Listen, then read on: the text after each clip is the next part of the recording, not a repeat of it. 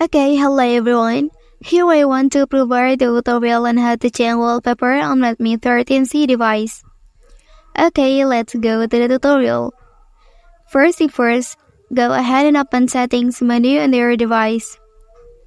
Well, after that here you can scroll down and then select wallpaper option here. Okay, and then here will be shown many wallpapers you can use as wallpaper on your device. Well, and then to change the wallpaper, you can select the one suitable for you. I can then press apply, and then here you can set it as lock screen or the home screen or both.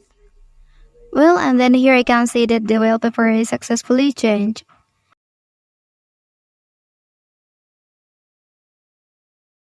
Okay, that's the tutorial on how to change wallpaper on Redmi 13c device. If you are helped by this video, don't forget to like and subscribe to get other information from this channel.